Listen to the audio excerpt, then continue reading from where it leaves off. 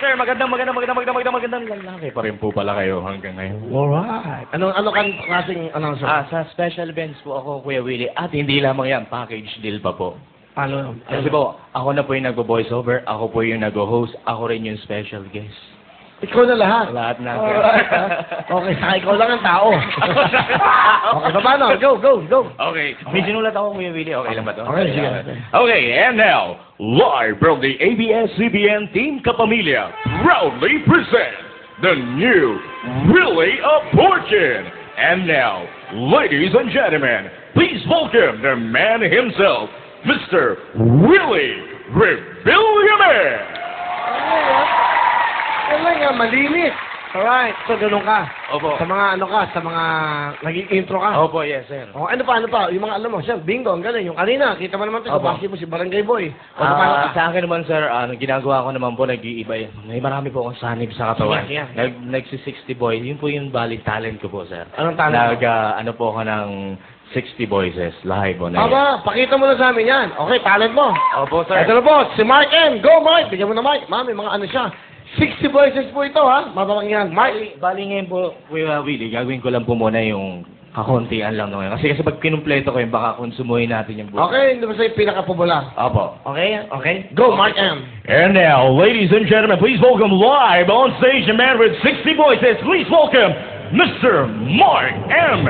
And now, wala pong personal at kwentuhan lang. Ako po si Mark Longan. Meron akong kwento. Atin ito. Ngunit itong si Lola Key sa hapon. Si Lola Key sa bayhag. And now, ladies and gentlemen, please welcome Mayor Fred Lim. Ang kabataan, ang pag-asa ng bayan dito sa Maynila. Bawal ang droga. Siyempre pa hindi magbabalik si Ted Boylon. Public service lang po. Wala pong personalan. Bato-bato sa langit. Ang tamaan, huwag magagalit. Ang tikon ay laging talo. Ito na yung sigaw ng sampayanan. Hoy! Gising, naglilingkod saan man sa mundo. At siyempre ba, hindi na magpapawin si Casabel Gas. Sino at ano? Yan ang dapat na mga pakatutukan. Narito ang mga dokumentadong pagsisiyasat na nakalap ng ABS-CBN at ng Zoco. Dito, hindi nagsisinungaling ang mga ebidensya. Ako po si Gas Sabelgas at ito ang Scene of the Crime. Siyempre ba, hindi rin magpapawin si Babalu. Ano? Ako? Sila ang hulo mo. Matapos mong gawin sa kala ng baba ko, sasabihin mo, bigat mo, Peng. Siyempre ba, hindi rin magpapawin si Erap Estrada. Walang kumpare. Walang kamag-anak. Huwag yung subukan. Siyempre ba, hindi rin magpapawin si FBR. Oracle sir, sa babaway, panapin, kaya, basta sama-sama. Siyempre ba, ang kanyang kaibigan, si FPJ. Itong datandaan mo, Baldaran. Gawin nga nila kumakali sa rin ko ng Baldaran. Tigilan mo na yung pagpapagat ng lalaki mo dahil hindi ka guwapo. Siyempre ba, si Ray Langi mula sa Audi, papuntang QC, ay mga kaibigan ng Paring Kaloy. Siyempre ba, hindi magpapalay mga kaibigan, si... Lansan natin ito, sige natin si Boy Abunda. Magandang umaga, kaibigan. Good morning, Chrissy. Kaibigan, usap tayo.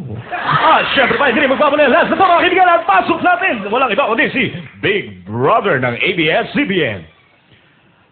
Robbie, kunin mo ang damit ni Lili Rebillame.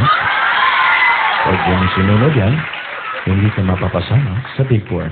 Siyempre pa, last na ito, mga kaibigan, isama natin si Kim Atienza. Kung inyo po matatandaan, mga kaibigan, ito po ang kauna-unang prehistoric dinosaur na nakikita ngayon, mga kaibigan. Muli, ito ang inyong Kuya Kim, at ito ang Matang Lawin. Galing mo, Mark! Let's go, Mark! Galing nito! Galing mo! Wow, ha? Pwedeng gamitin to, Pwedeng gamitin to. Dito, iba-iba, oh. Voice over, pwede to. Okay. Malay mo, ito ng break mo. Dahil magaling ka, Timo. Dahil magaling ka, meron kang 10,000! Alright! What a talent. Mark, good luck sa inyo.